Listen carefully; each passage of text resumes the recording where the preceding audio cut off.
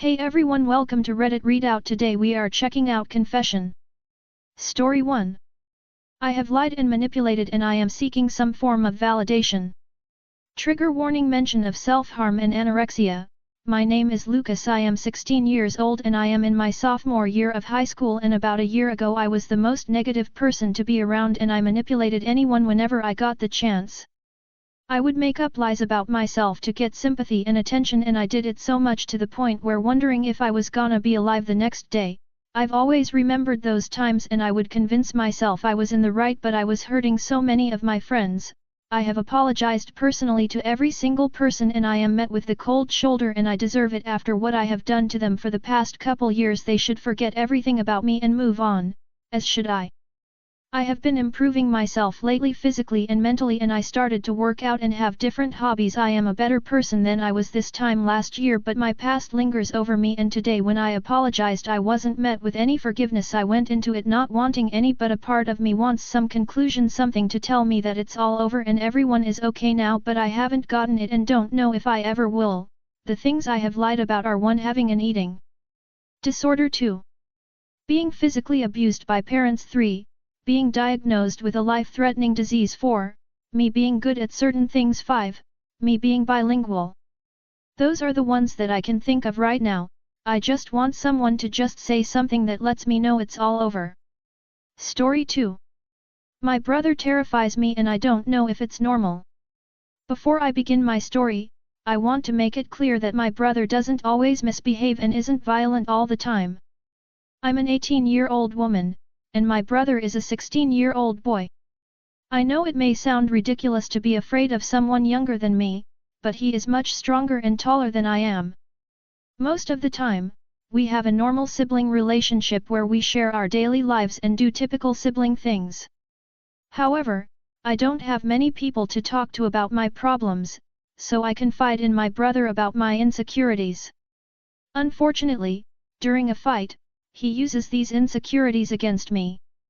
I try not to use things I know about him in return because it doesn't seem fair.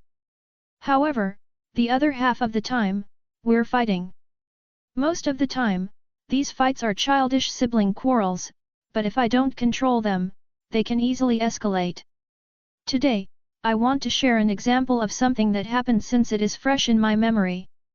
I was sitting on the couch when my brother approached me and asked for $1. I reminded him that he owed me $5, and I hadn't forgotten about it. I know it sounds childish, but whenever we talk about money, he becomes aggressive, especially when he wants the money for video games. Once, when I was younger, he even stole all the money from my piggy bank. My mom scolded him for it, but then she told me it was partly my fault because I had taught him how to do it when I once explained how to get money out of it. Now that this has been mentioned, let's continue with the story.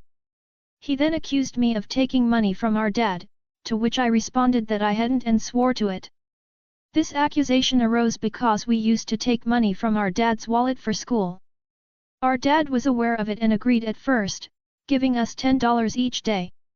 However, he later told us we couldn't do it anymore because we were getting late for school, and in his words, we didn't deserve it. Since then, I haven't taken any money. After I swore that I hadn't taken any, my brother said, "Yeah, I swear, you damn." Due to this, I asked him if he was on his period. This is because whenever I complain about something, he dismisses my feelings by saying I must be on my period, which angers me because it invalidates my emotions. He responded by saying that I was the one on my period, which is not true. I told him that he started everything and that he couldn't stand someone treating him the way he treats others. It seems that this statement made him angry, and he forcefully tried to punch me in the face. He always stops just before hitting me, but what worries me is his facial expression, which indicates that he actually wants to do it. This scares me because my brother is much stronger than me. I know this because we used to go to the gym together, and he can lift twice the weight that I can. I'm afraid of his gaze and when he threatens to hit me, but it's not the same as our regular fights, which sometimes involve physical blows. When he gets like this, his gaze is not normal. It doesn't seem like he just wants to hit me as we usually fight. Instead, he wants the pain to be permanent, or at least that's what his eyes say. He wants to scare me, and I can see it in his face. He enjoys seeing the fear on my face. I want to emphasize that I am a strong woman. What I mean is that I stand up for myself and I am not submissive. While I prefer to avoid confrontations, if provoked, I will fight back. Having said that, when he sees the fear on my face, he feels victorious and laughs.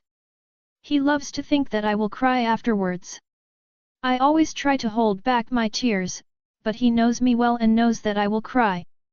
However, I cry out of helplessness because I can't do anything about it. If we start a fight, I know for certain that I will lose, and his punches will hurt me more. Even if I tell my parents, they think it's just a normal sibling fight, but it's not, and I have already explained this to them. These fights are not normal, and I believe my brother has violent tendencies. What should I do? Story 3. I once stole an entire bottle of Percocet from my dad and blamed it on my addict brother and sent him to jail. I never told anyone. It was years ago now, but no one knows. My brother is on Reddit and I wonder if he'll ever see this. He was a heroin addict, and I was curious about drugs my whole life. When I tried to buy some Percocet I was blocked by the price. So I formulated a plan to steal my dad's by picking the lock into his small safe and selling a bunch of them for quick cash, and get high on some of them. When my dad found out, he assumed someone had taken the key. My brother was already known as a thief, and no one knew about my curiosity about drugs, so I just lied and said I of course had nothing to do with it, and my brother, not able to defend himself, got sent to jail for several months. I want to tell everyone, but I guess my brother already knows, and my dad would probably never look at me again the same way. Update: I've decided after 16 years to come clean. I sent my brother a text to call me when he's up, that it's important.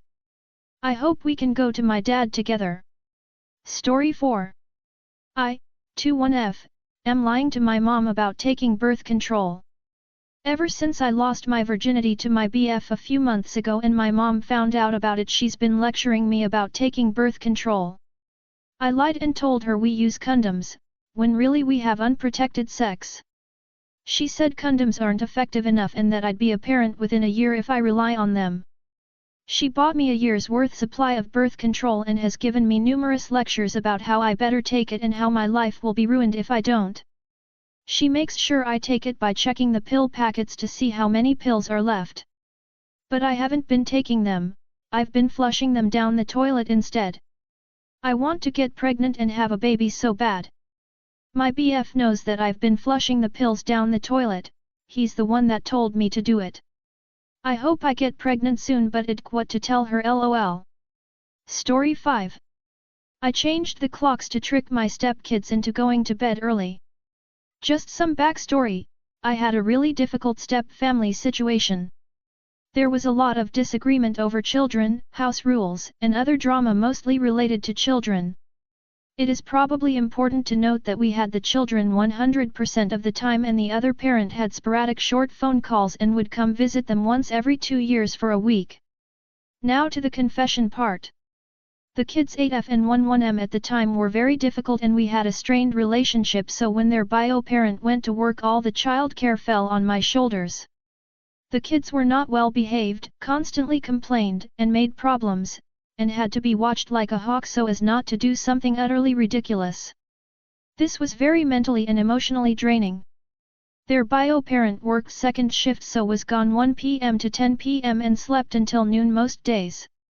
I was tired on the summer from watching them all day and parenting them, so when they went outside to play I would change the clocks by an hour so they would think it was bedtime an hour earlier and I could send them to bed at 7 instead of 8 and get an extra hour of peace and quiet. I never told their bio parent and they never figured it out, so I did it daily for the rest of summer. Story 6. I stole scratch and sniff stickers for months in kindergarten. Story 7. I've been faking being from UK for 6 years and it's gone way too far. I'm using a throwaway account because I don't want my friends to find my main account. In 6th grade, my family and I moved to another state because of a new job that my mother had gotten. This was the first time in my life where I would be the new kid, so I wanted to spice it up a little. When I started school the next week and had to introduce myself to the class, I decided to lie and say that I was a transfer student from the UK. I had the British accent and everything. Everybody was interested in being my friend since I was British, and they asked me a lot about how school and life was in the UK. Instead of just giving up the joke then and there, I went home and researched a bunch about the UK and came back the next day and explained everything I had researched, and people actually believed me. My plan was to pull out of the joke after a few days, but eventually I got too far in to actually stop. I sometimes ordered British snacks from online stores and brought them to school for my friends to try. My friends also gave me American snacks and I had to pretend that I had never tried them before. I'm in 11th grade now and all my friends and peers from that school still actually think I'm British. I know this isn't as horrible as the other confessions on here, but I'm feeling really guilty about lying about this for so long and need to get this off my chest. As soon as I get home I switch back to my normal voice, but sometimes, I even have trouble switching back to my regular voice because of how much I use the British accent. I don't know what to do because I even lied and told my friends that I'm going back to the UK for summer vacation and they told me to send pics of my family down there when I go.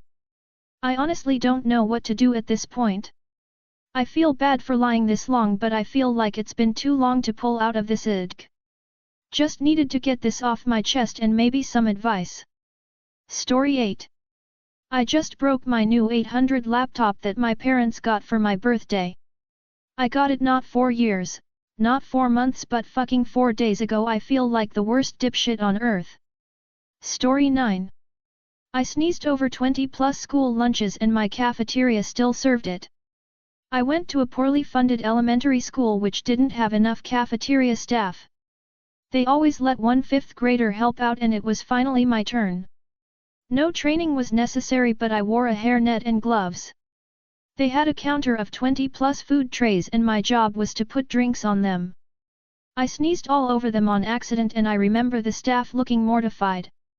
They said to cover my mouth next time and continued to serve them. That's all for today. Please don't forget to like and subscribe.